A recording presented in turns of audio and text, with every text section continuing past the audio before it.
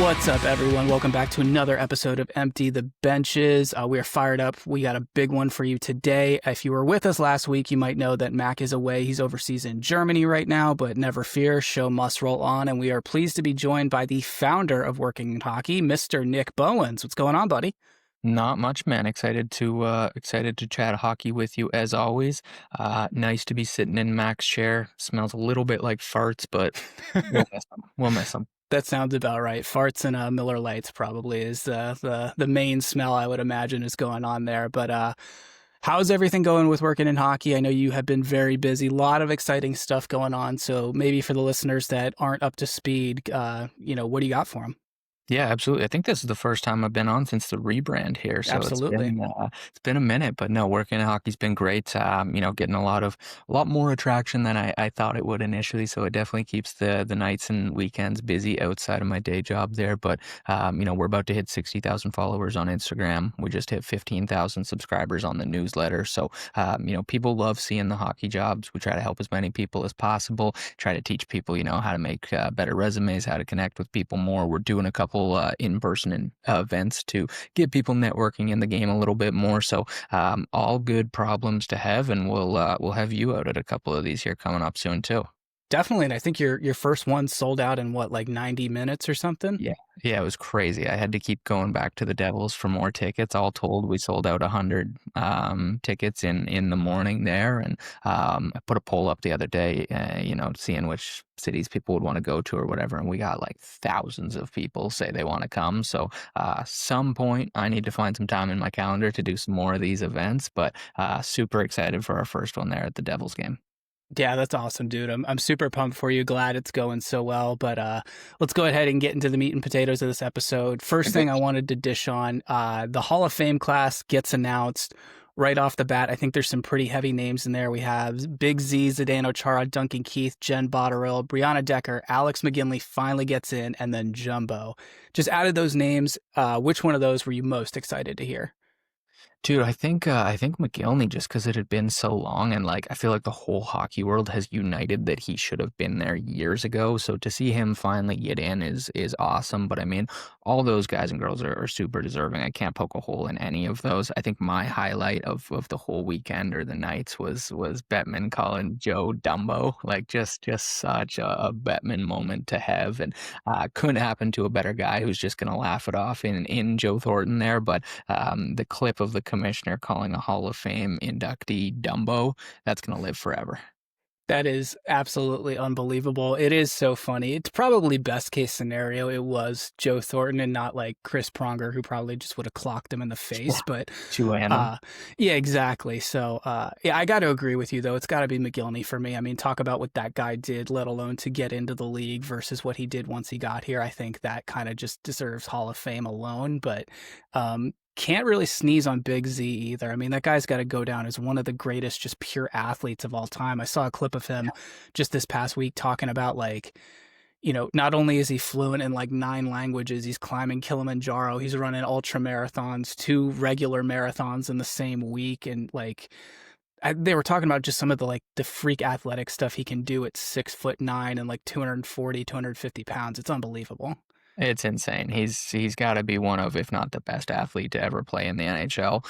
The clip of him just ragdolling Brian McCabe is ingrained in my brain, just throwing him up and down. And I mean, I always love what Jeff Merrick says about Chara, that he should have won the Lady Byng every year, not for what he did do, but what he didn't do, because he could have killed somebody every single shift that he was out there for the 20 years that he played.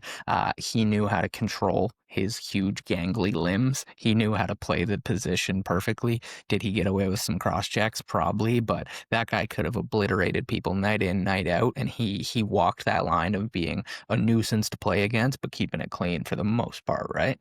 Absolutely. Plus Capitals legend. I mean, come on. That's what everyone's going to remember. Capitals legend. Right. Sens legend too, right? Glad to see Duncan Keith in there. I think he's the first Sparty skater to get inducted in the Hall of Fame, so that's awesome. Hopefully we'll see Ryan Miller in there at some point, but I don't know. Yeah. And then obviously great to see Jumbo in there as well. I love the Sharks, so that is fantastic. Anyone you're looking forward to coming up in the next year? Honestly, the one that I always try to hammer on, and they'll never do it because he's technically still playing, right? But it's Yager, and the Has guy to be, right? let in early. I know they have their rules of you have to have X years and you got to have ABC here, but like they've made exceptions in the past, and to me, Yarmer Yager is one of those exceptions guys. Like it's not like he's still playing the game trying to make a dollar or something. He's playing the game in his hometown so that the team stays intact. Otherwise, the Right. team won't exist. Like if that doesn't exude Hall of Fame character, and let alone what that guy's done on the ice for the last 40 years, Yeah. to be like, I know he's not going to, so it's kind of, punching a wall for no reason here. But to me, he should be in already. It's crazy that we're putting these restrictions on him.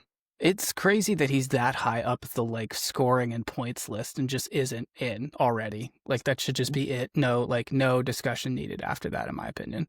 I think he should be there. But what about you? Any other names come to mind of guys That's that should get there early? That's the big one for me, and I always loved him as a Cap. That didn't go all that well, and obviously it was great in Pittsburgh, and then it was great in New York. So it's just like a double whammy right Yeah. there for Caps fans. But he was that guy. I remember when the Caps got him, I just got so excited about that. I wanted the jersey so bad. I just wanted to, be at the rink every week to see that guy play because he truly was one of a kind. It's insane. He's still doing it, obviously at a different level. But man, you look back on the point totals and the fact that he was like missing years off his prime and still put up the numbers that he did. Like, Yeah. it just remarkable career. And he's not on that kind of Mount Rushmore list that we talk about, but boy, he's close. Absolutely. I can't agree more. Let's go over to college. Big weekend for college. Obviously, I've got the Mm, Sparty hat on. Big weekend for me. So huge matchup. Number 1 versus number 3, Michigan State, Penn State. They played twice, Friday and Saturday. Friday was a 2-1 OT win for Sparty, and then Saturday was the big win, 5-0. Unreal performance by Trey Augustine in both of these games. Just allows 1 goal across 2 games against what people used to be saying was the number 1 offense in the country. I think it's now technically the 6th best offense in the country. But I think his numbers over the weekend, it was like 1 goal allowed on 61 shots, and then his save percentage was like a 9.84, just something ridiculous like that. I mean, your thoughts on what that weekend was as a whole? I think that was a huge weekend, like you said. A lot of credit to Augustine. I think he's obviously the best goalie in college. He might be the best goalie outside of the NHL. Maybe Fowler would give him a raise there. I don't know, but what he did was awesome. And honestly, my favorite thing about your Spartans there is it's by committee right now. Obviously, Martone's a big name. Lindstrom's a big name who hasn't really got it going yet. Strammel had a great weekend. He's having a great year, but it's guys outside of the top 20 in overall points right now in college hockey. It's by committee. They can roll 4 lines at you. They know they're only going to give up a couple goals at most. It's a fun brand of hockey to watch. I know they've got some big games coming up, but just an impressive weekend overall, I think, from them. Yeah, Stramel looked unbelievable. I had the game winner on Saturday. He was like around 65% for the weekend in terms of face-offs. So ever since he's come over from Wisconsin, it seems like he's just taken to being in East Lansing like a duck takes to a pond. I think one of the things I really love about the Spartan team right now is, like you said, by committee, but they also got heavier. They got a lot bigger in the offseason. Martone and Lindstrom, like you mentioned, are a huge part of that. And that's not a team you can go in there and push around. They are big. They will throw hits. They will get in your face, and they will just shut you down, which I think you saw a lot of on Saturday against Penn State.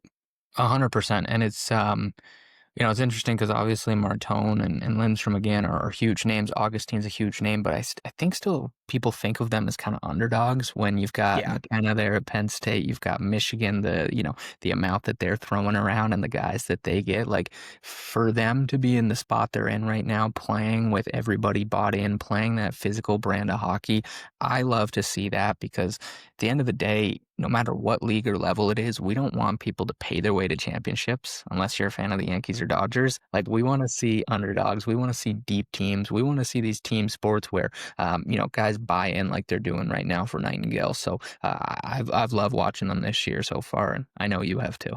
Yeah, absolutely. I saw our buddy Johnny Lazarus had a great chat with Nightingale the other day. He is just such an amazing coach, and it's Yeah. really incredible to see what he's done for this program and turned it around. I know a lot of people have been talking recently about comparing teams like this team and the team last year to the '07 team that went on the run to win the national championship. So it's good to see that juice back in that room, that building.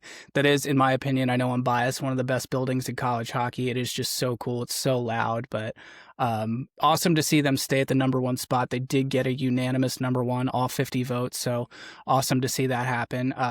I do kind of see the writing on the wall here with what's going to happen with them in Michigan. We all know that, it's 1 and 2 right now. I think we can all see where this is going. So that's definitely going to get stressful at some point, but they've got some big matchups coming up, a huge one this coming weekend on the road in Notre Dame, which is never an easy matchup for these guys, never an easy matchup for anyone in the Big Ten. So that's, in my opinion, that's must-watch hockey at this point. So I think at this point, I'm going to be prioritizing that over some of the NHL games coming up here. Yeah, I think that'll be it's a huge weekend. You want at least one just to keep kind of momentum going. Even if you drop the first one, win the second, you're still feeling pretty good about yourself on the road at Notre Dame there. So no, Sparties are looking good, and college hockey is just in a great place. I love that and no matter what game you turn on, you're seeing a star player, you're seeing 4 lines bought in, you're seeing physical hockey. Like, college hockey is just in such a good spot, man. It really is. The top 10's really starting to roll right now. North Dakota's picking up steam. Denver looks great. I don't think anyone can count out Western at this point. I know they don't have the best record on paper, but I don't really think they need to right now. Wisconsin, Maine, all these guys are really starting to get their game together. So, Northeastern's impressed me a little bit too, honestly. BU, you're going to hope for a little bit better. I think they'll turn it around a bit. But yeah, there's so many teams that I point to, and I'm like, that's just a good hockey team. Right. I would love at some point, I know we obviously have the same issue we do with, any other broadcasting situation. I would love to get all of these games on ESPN Plus just to make it easier. But I know obviously like the Big Ten is Fox affiliated. Notre Dame, for whatever reason, has a monopoly with Peacock. And then, there's all those other issues there. But it would be nice if I didn't have to have 19 streaming services just to see everyone across the board here in college hockey. You know what? They know that you're still going to do it because you're a sicko hockey fan. Yeah, that's a pretty good point. So no skin off my back there. Let's go ahead and empty the mailbox. You guys sent in some great questions this week. Something that I saw with my own eyes last night. Both Freddie Anderson and Thatcher Demko leave their games last night with injuries and did not return. Surprise, surprise. Who are you more concerned about out of those two? For me, it's Freddie. In my head, Demko never really plays, and Carolina's going for the cup. Their goaltending being a concern when they're in year 7 of contention in the Eastern Conference. They need to figure it out with him or otherwise, because dude, he doesn't lose them many games come playoff time, but he doesn't win them games either. He doesn't go into, Washington or Pittsburgh in years prior, or Florida the last couple of years, and steal a game when you need him to. I love Freddie. I think he's probably the most underrated goalie of this kind of generation. I would agree. His wins, goals against, and save percentage career have him up there with Hellebuck and Vasi and these guys. TSN was showing some of the stats the other night when Toronto played Carolina, and he's top 5 in all these categories for active goalies. He doesn't get that credit, but then, man, this keeps happening. The injuries are there. The long-term questions are there. For me, concerned about his health, and concerned about, just the Canes' kind of trajectory here if they don't have the goaltending position squared away for yet another season. Yeah, it really is a problem. And I mean, the fact that he just got run over by Jordan Stahl in what was a completely weird play last night. I didn't really understand what was happening there. But again, like you mentioned, it is a problem for the Hurricanes. It's been a problem for the Hurricanes. And they've kind of tried to do it by committee in the past. It seems like they're kind of trying to do it by committee again. I think Busey's played a couple games this season. I know Coach Chetkov finished the rest of the game last night against the Capitals. So I don't really know what the solution is there. But if that's long term, I definitely think we're going to see Carolina make a move. And we know they're not shy about doing something like that. Yeah, and I mean, honestly, does does by committee work with goaltending? Like I I don't think know it that's does. the trend that so many teams have gone for. My Leafs, your Capitals. We've all got kind of a bit of a tandem there. And as much as it's a good idea on paper, and obviously Vegas won a couple years ago doing that, but I mean Florida's had Bob the last 2 years. Before that, it was Kemper. Before that, it was Vassy. Before that, it was Binnington carrying the Blues. Like aside from, top of my head, aside from Vegas in 23 and Pittsburgh when they had Murray and Fleury, like Right. it's been a stud goalie carrying these teams. A tandem, in my opinion, gets you to the playoffs. I don't Right. know if it wins you the playoffs. Yeah, I think we saw Dallas try and do the committee thing when they went to Yeah, their deep Western Conference run. I think what was that, like around pandemic time, right after the yeah, bubble, 20. maybe. Yeah. That didn't really pan out for them. So, I mean, writing's on the wall for Carolina. It's been one of the issues for them in the same way that it's been one of the issues for the Edmonton Oilers. I totally agree with what you say that I don't really think Demko plays because, I mean, it's hard to say what we all know what he can be. We've seen what he can do in the playoffs. He had that one amazing series against St. Louis in what was that, like 2019, 2020 maybe, but yeah, it has been a while since we've seen some consistency out of him. So I think if I was Vancouver fans, I would be a little bit nervous. I mean, they're in a completely different standing situation than the Hurricanes are right now. The Hurricanes are second in the Metro. I think the Canucks are what? They're second to last in the Pacific right now. Yeah. Like, to me, if you're Vancouver, like you're just not in a competitive window right now, no matter how much you want to tell yourself you are. When you Yeah, ship out JT Miller and you ship out Bo Horvat, et cetera, like if Demko's, still battling this, I would just let him rest, let Lankinen have these games. yeah. The only concern I would have there is like making sure Quinn Hughes is happy enough to resign because that's got to be top of mind if you're Canucks, no? Is he happy though? I don't think I've ever seen him smile. I don't know if he's ever been happy. Like, it's kind of Mac always says that's what happens when your mom makes you watch Jack and Luke your entire childhood, and I was like, yeah, that checks out. yeah, that yeah, and like gun to your head right now, does he stay? Oh man, part of me wants to say yes, but I just think if he had the opportunity to leave, he's running out of there and not looking back.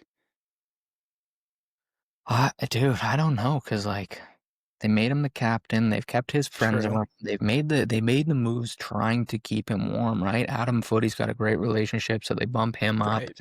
Um, I would like to think that he would go elsewhere, but Right. I mean, dude, how many contracts did we just see get signed in the last month or two before the season here? It's a Like, good point. guys are staying for that extra year. Guys are staying put. They know what their situations are there. It can be scary to jump ship, even if you don't think the Canucks are going to compete for a couple years. Personally, if I was Quinn Hughes, if I was that good at anything, I would go elsewhere. Yeah. Oh, absolutely. What are your thoughts on not to turn this into a Canucks segment, but what are your thoughts on Petey's start to the year and what we saw based on last year? I just vanilla is like kind of the word. Like I want more from him, man. Like Yeah. it's in there. Like I don't think fans are probably too hard on the guy. Sure. Say that, but they're hard on him because they've seen it. Yeah. Like if you get an A on your first test and a C on your second test, your parents are going to be like, "What are you doing? Right. Lock it in. Put the PlayStation away. Let's go, kid." If you're straight C's all the time, they understand. If you're straight A's all the time, they understand. Like we've seen it come out of PD before. So to me, like just granted, I don't watch many Canucks games. They aren't the most exciting team on the planet, but the 3 or 4 that I've had on in the background trying not to fall asleep, like I'm just not impressed by him. What Yeah, do you I think? would I at times I want to use the word like uninterested. And I think that was like the main thing I saw last year. And I don't know if that's just the way he plays. And, obviously he's the pro athlete and I am not, but it just seems like there was a lack of that killer instinct or that drive there towards the end, which, given how things went last year, I can understand. But I think, like you said, everyone's kind of looking back at that rookie season where he bagged 40 going, when are we going to see that again? Yeah, no, and it's in there. The killer instinct piece is the interesting thing to me because like I think Leafs fans say the same thing about Nylander a lot of times. I think Right. people said the same thing about like PLD before. They say Yeah. it about, like so many guys that have the skill or have some size, it's sometimes easier to see when they don't have that bite or stuff. But 100%, dude, like maybe it's outdated, maybe it's old school, but PD, if you're not going tonight, I want to see you hit somebody. I want to see Right. you jump in front of a shot. Don't use your face or your hands or whatever, but like jump in front of a shot, make something happen, like get something going to fire up the boys if your shot's not going or if you're not getting chances tonight. Like you got to find something else because yeah, like vanilla might be the best word for it. There's just not much happening at times. Yeah, it's a great way to put it. Let's move on to the next question in the mailbox. Canada, you guys released your sweaters for the 2026 Olympics. Rate them on a scale from 1 to 10. Honestly, dude, 2. Okay. So I'm Like really glad you said that because I was going to absolutely roast these. But I saw the black one and I just immediately thought like biker jacket, like Sons of Canarchy here, like just not exactly. It looks leather. I don't really know how else to put it, but your thoughts on the red and the white one? dude, I don't like the stripe. I Okay. don't like the solid colors. I'm a I'm a play the hits guy. Like, Right. what's wrong with the last ones? What's wrong with Four Nations? What's wrong with Yeah. the last time we won the Olympics? What's wrong with all the different ones we've won in World Juniors the last couple of, like, I don't get why everything has to be redefined, change the Cracker Barrel logo, whatever it is. Like, sometimes just play the hits. There's so much national pride for this tournament. Like, Right. it's going to be the biggest thing. We thought Four Nations was big. This is the goddamn Olympics. This is going to have Yes. so much pride and attention. So for your first announcement to be these crappy jerseys, it just puts such a bad taste in your mouth. And I'm kind of going on a tangent here now, but like, why are our jerseys black? Of Yeah, that's something what? I never really understood, but I kind of just accepted, you know? Like, I get there's a lot of other red and white countries, but like, Sure. dude, some of the classic red and white Canadian jerseys are like peak hockey history nostalgia. Absolutely. Everybody loves them. You still see them on the street these days, whether it's 2010, 2014, back in the 90s, like all the way back to goddamn Paul Henderson. Like, Right. whatever you want, red and white is there.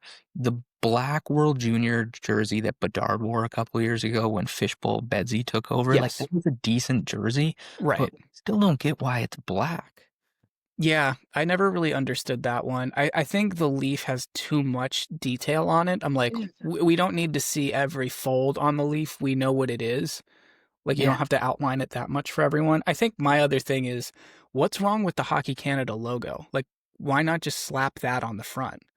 I would assume that they're just trying to not use that logo in light of all the Hockey Canada drama the past That's a good couple of point. years.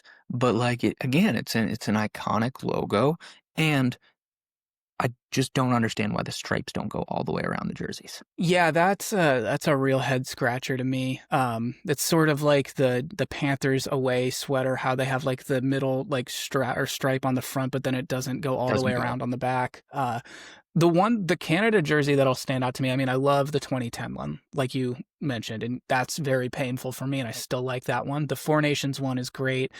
For me, like the World Juniors 2010, like Jordan Eberle era ones, those were always like when you say Hockey Canada, that's what I think of. And I love that Hockey Canada logo. I'm American and I love it. It's fantastic. Like you said, it's just one of those things that's synonymous with hockey when you hear it.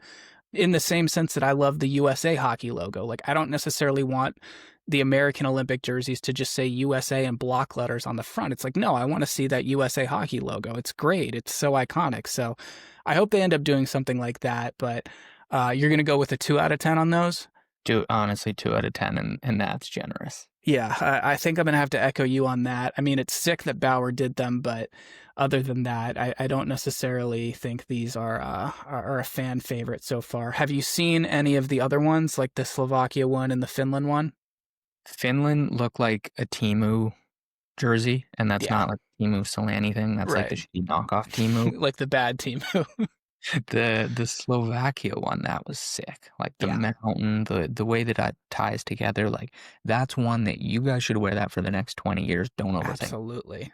Yeah, that's a don't change it. I'm interested to see what the other countries come out with because I think we're probably looking at Sweden going, you're probably going to have some heat as long as you stick with what you've always been doing. So just stick with that, get the right color blue in there, and I think everyone's going to be happy. But yeah, and then all eyes, I think, for me are going to be on USA to see what they come up with. So I'm a little bit nervous, but hopefully it's something at least close to what we're hoping for here.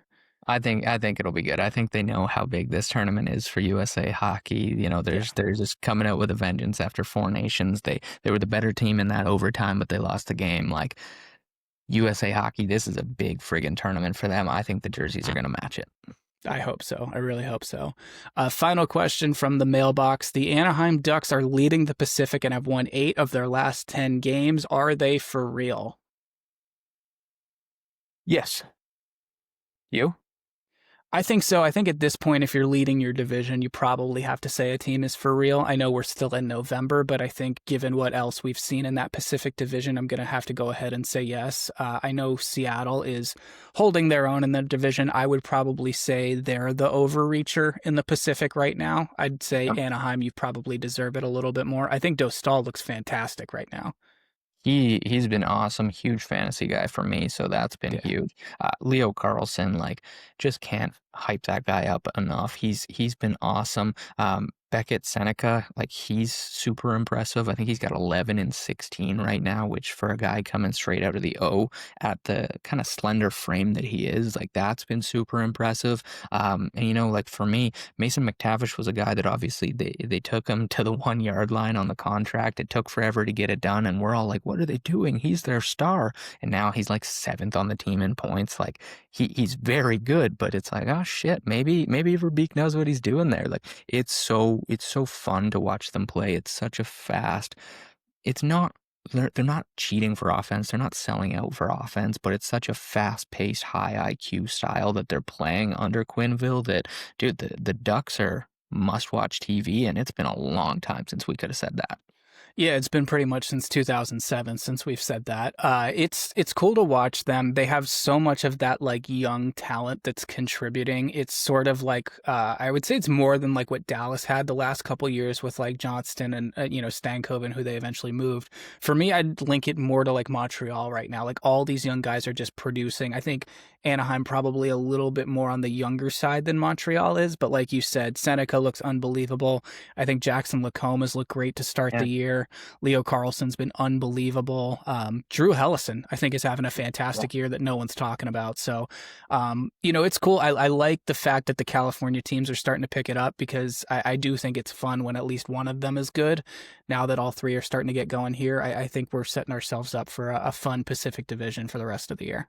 100%. And, the talk is obviously Celebrini Bedard right now, but like Carlson, Celebrini being in the same state there, they're going to go head to head for the next 15, 20 years. That's awesome. And again, they're kind of doing this without some of the vets really rolling right now.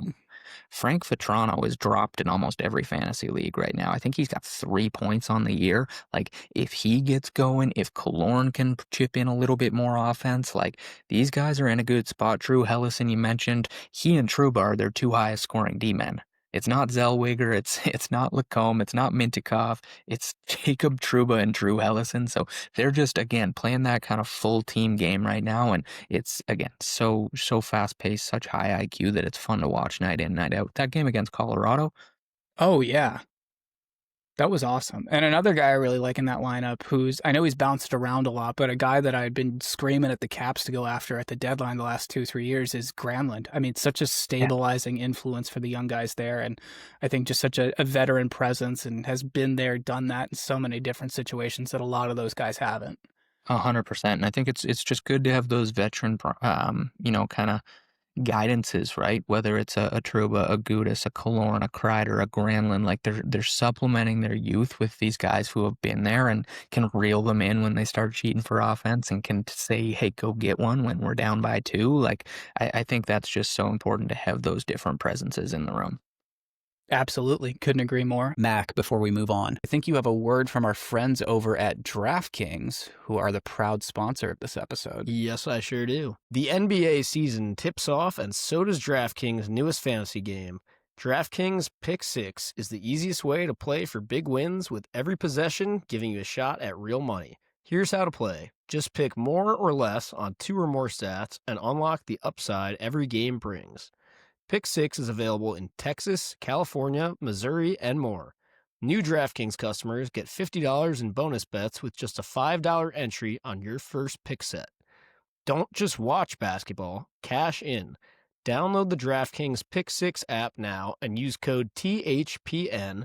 That's code THPN. Play just $5, get $50 in Pick 6 bonus picks. Make the call, ride the upside in partnership with DraftKings Pick 6. The crown is yours. Gambling problem? Call 1-800-GAMBLER. Help is available for problem gambling. Call 888-789-7777 or visit ccpg.org in Connecticut. Must be 18 plus. Age and eligibility restrictions vary by jurisdiction. Pick 6 not available everywhere, including New York and Ontario. Void where prohibited. 1 per new customer. Bonus awarded as non-withdrawable Pick 6 bonus picks that expire in 14 days. Limited time offer. See terms at pick6.draftkings.com/promos. Let's go ahead and bounce over to the Eastern Conference and talk about your Toronto Maple Leafs. So just your impressions on how things are going so far to kick off the year. How long you got? Oh, I got all the time you need, buddy. Dude, just not good, just not fun hockey to watch. And it kind of irks me how many people are just blaming it on Marner. Like, there's so much more going wrong than saying, like, oh, they needed Marner. Like, William Nylander is still top 5 in the NHL in points. He's been phenomenal. Tavares and Nylander are both top 20. They've been phenomenal. Matthews has had his nights. I know he's banged up a little bit right now from that Zadorov hit.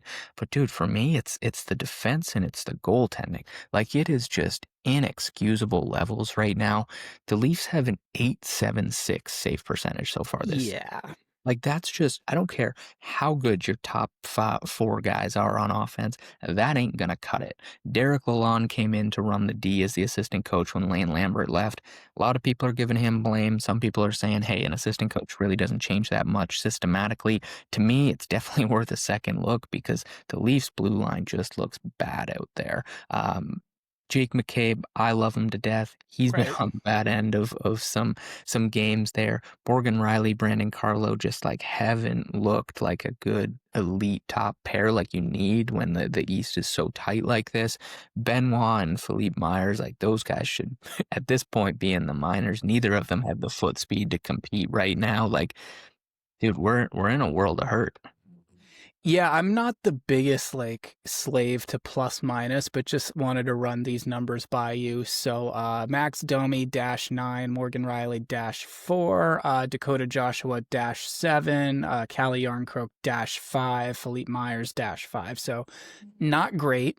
I know, again, those can be misleading, but across the board, I think you're probably looking for some pickup there. Your thoughts on that Zadorov hit on Matthews? It maybe a 2-minute penalty, but nothing more than that. Okay.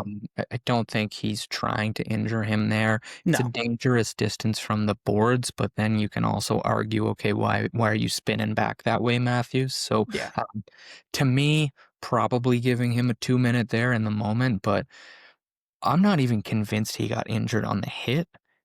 If you watch the full play, he loops back, the play changes, he comes down, and he takes a run at Zadorov. And Zadorov doesn't move, and he stumbles back.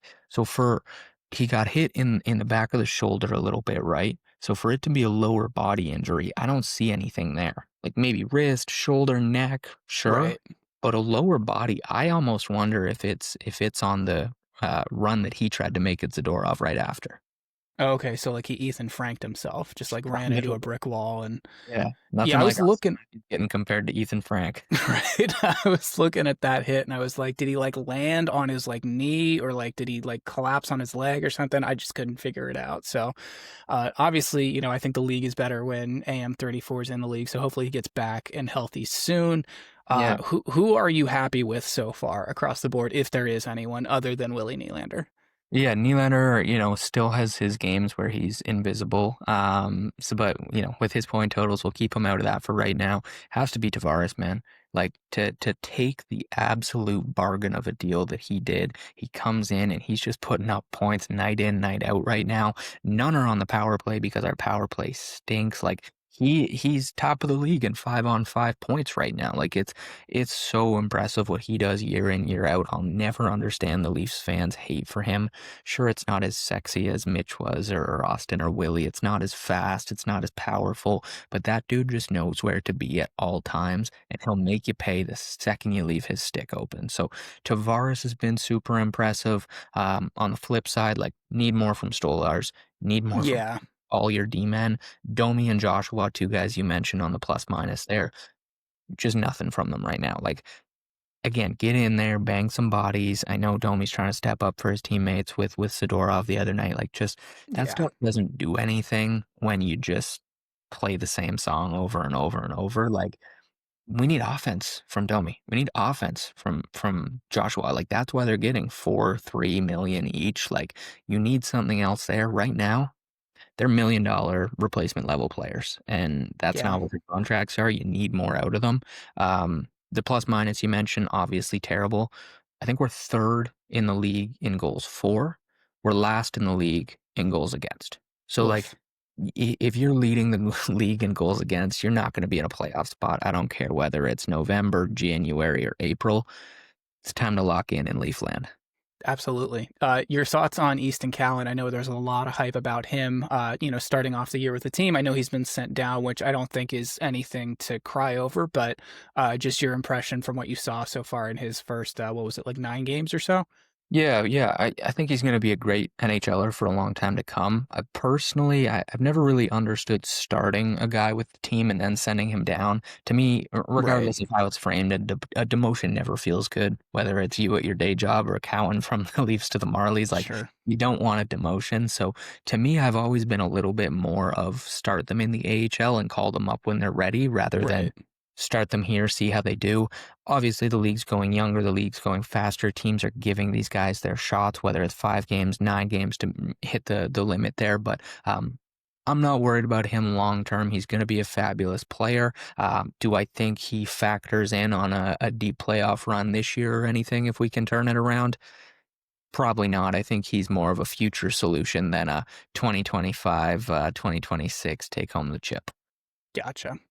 You mentioned Tavares, and I know you and I were talking earlier this week about how good he's been in our fantasy matchup. Thank God he's on my team. He's one of like 2 guys that have a pulse right now. But I know you mentioned that you think he should get a spot on that Team Canada team. That forward core is just so hard to break into. I mean, do you think there's an argument for it? I know you mentioned Bedard and Celebrini earlier. Do you think there's an argument for those guys making the team? Yeah, John's not going to make the team. But, like, it's one of those guys that we're going to look back on in 10, 20 years and look at his point totals and, like, everything year over year and be like, how didn't he make Team Canada? Whether it was 4 Nations or this year, whatever it is. It's always been a foot speed conversation with Tavares. Right. Points-wise, like, he's absolutely in the conversation. He was at their summer camp, so we know they are looking at him, right? But to me, he's not there, unfortunately.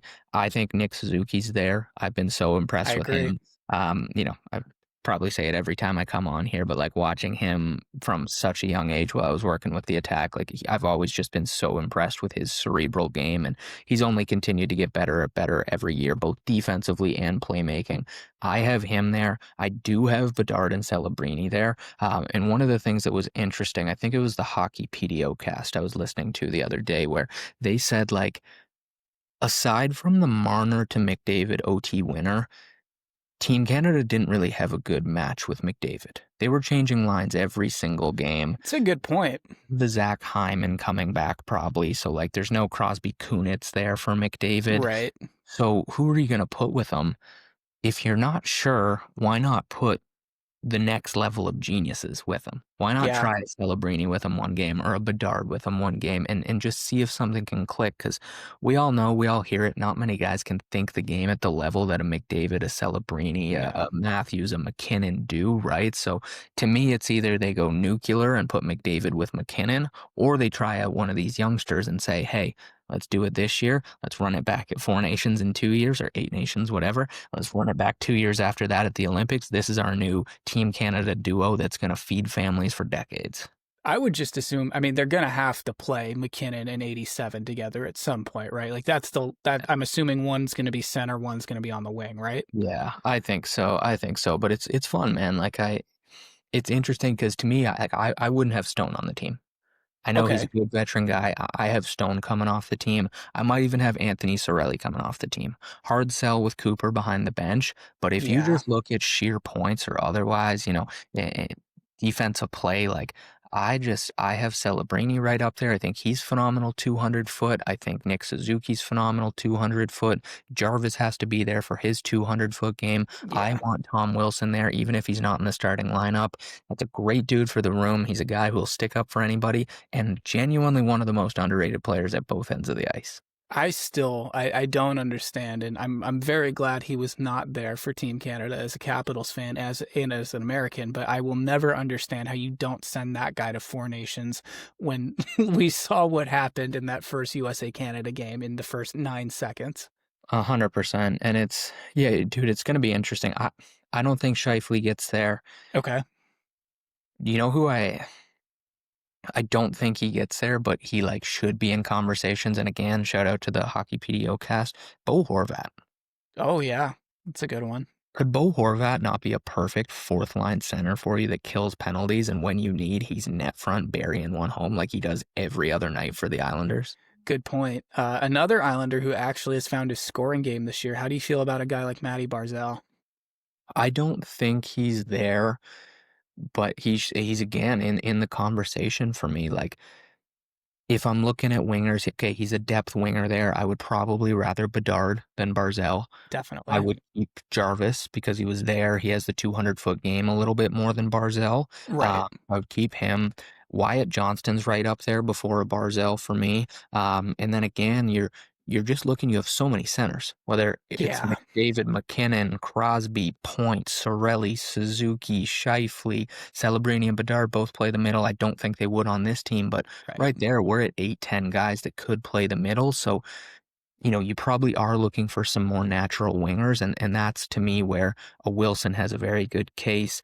Maybe, I don't know. Maybe a Stone still is there because of that fact. I think Marchand is there just for being the winner that he is, right? So, dude, I think we could do this for hours. Yeah, absolutely. Let's go ahead and move into the weekly recap and talk about the Washington Capitals. So tough losses to Tampa Bay and Pittsburgh recently.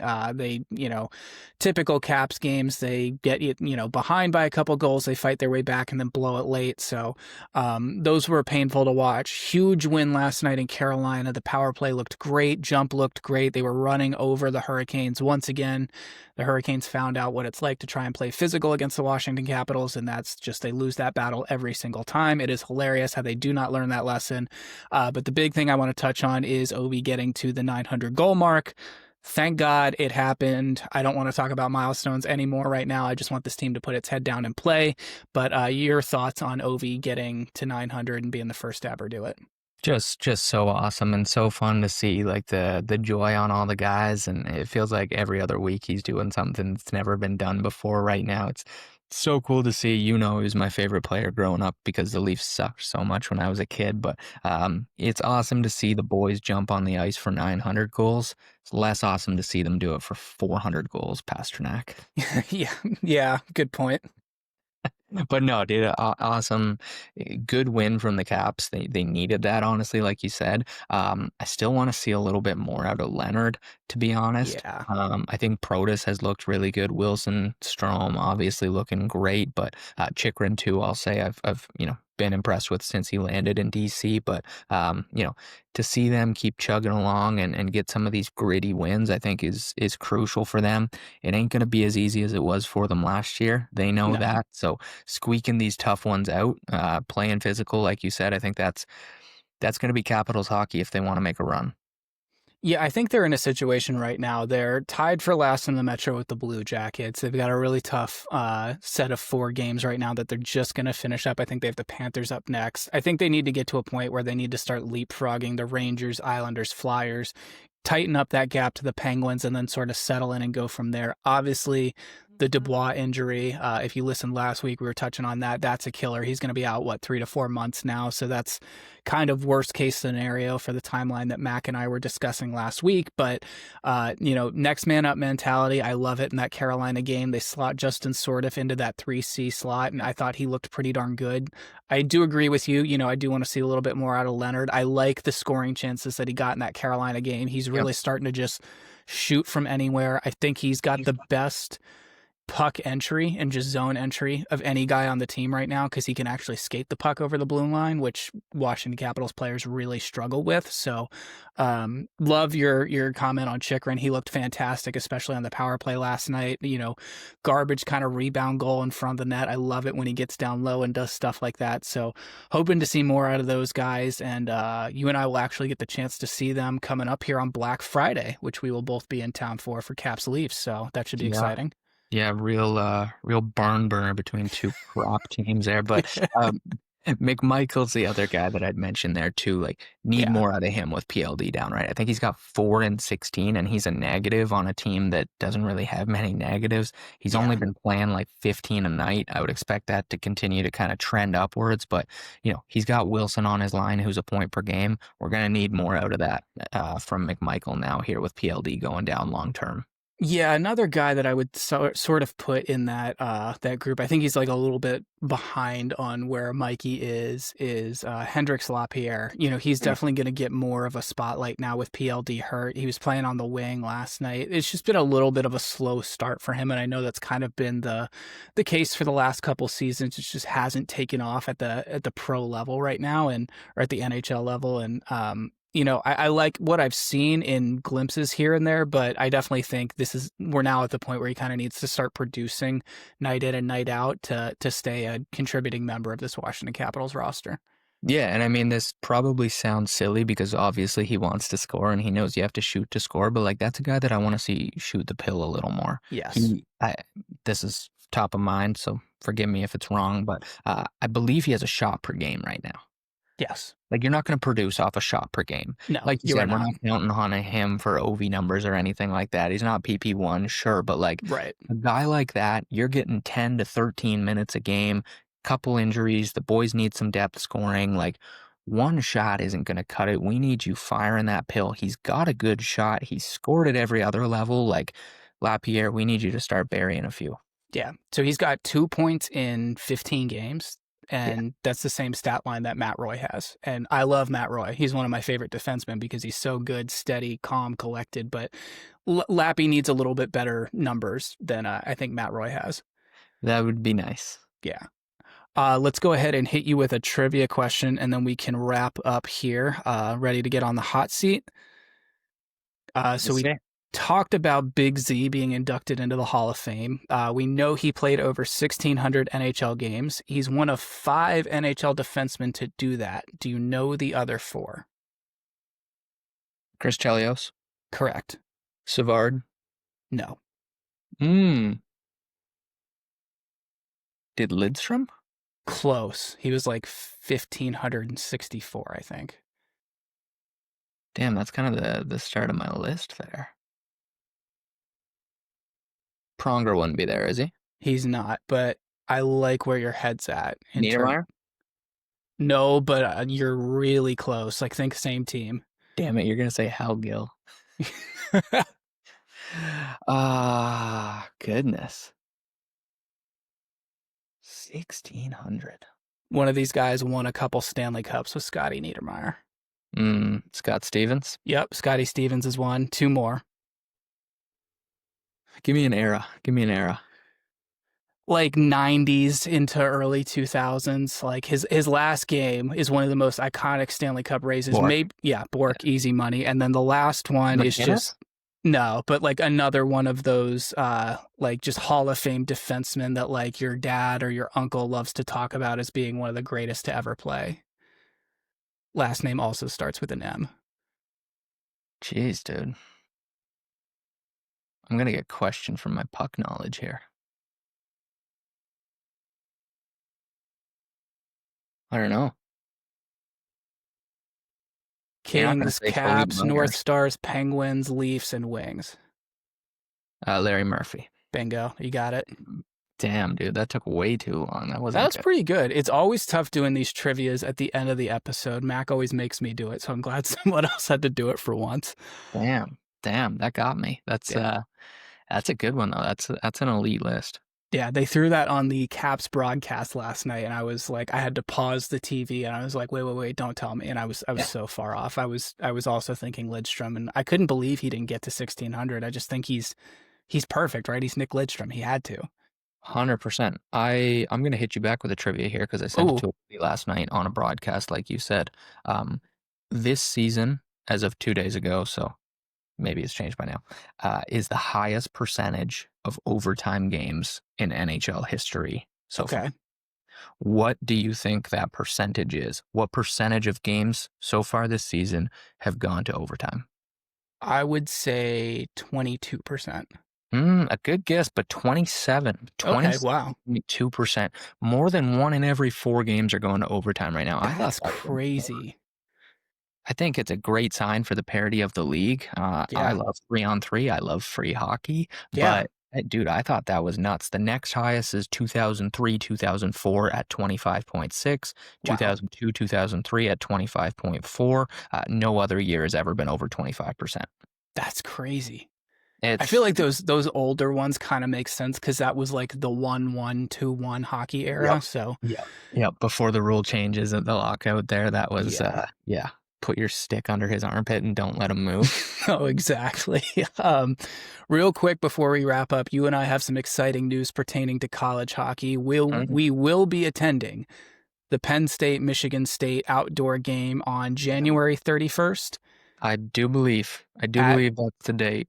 At Beaver Stadium. So if you're there, let us know. Could not be more excited for that. I mean, the only downside to that is I have to walk into Beaver Stadium and probably get a ton of shit thrown at me for wearing Sparty gear, but could not be more excited for that. That is going to be a ton of fun. Definitely looking forward to doing that with you. And you're going to be doing an event prior to that, if I'm not mistaken, correct? I think so, dude. We're still locking in the dates, but working in hockey either a day or two before we'll have the Penguins-Hawks game, or a day or two after there's another game in case that one doesn't work out. So we'll be doing a Pittsburgh working in hockey event while we're there in Pennsylvania. Got the Sparties. We got working in hockey. The hats are on brand for that little announcement. It definitely is. Well, thanks again for hopping on, man. Guys, if you're not subscribed on YouTube to our channel as well as Nick's with Working in Hockey, please do so. It's a huge help to both us and him, and we will catch you in the next episode.